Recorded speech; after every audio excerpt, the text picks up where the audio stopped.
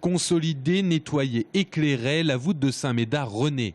L'église d'Évreux-sur-Indre exhibe sa charpente et ses lambris du XVIIe siècle grâce à un éclairage de lampe LED du XXIe siècle. Des débuts de travaux nécessaires selon le maire, avec comme principal objectif mettre en valeur la structure de l'église et entre autres toute la partie charpente avec ses lambris du XVIIe siècle, 1626 je crois, et qui avait été retravaillé en 1875 par l'architecte Guérin. Et en remontant les années, on découvre qu'Évreux-sur-Indre existe depuis le IIe siècle avant Jésus-Christ. Une mine pour les archéologues de l'université de Tours qui se sont aussi penchés sur l'église de la commune. Depuis environ 10 siècles, la date n'est pas fixée, Saint-Médard a été construit, reconstruit, rehaussé, agrandi côté clocher.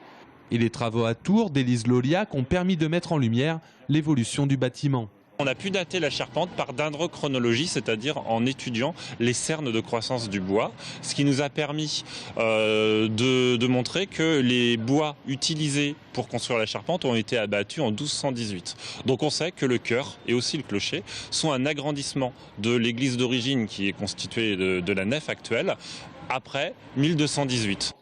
D'ici les 800 ans du bois de charpente qui abrite le retable, l'église Saint-Médard, la plus grande pour son époque dans la vallée de l'Indre, pourrait connaître un nouveau coup de jeune.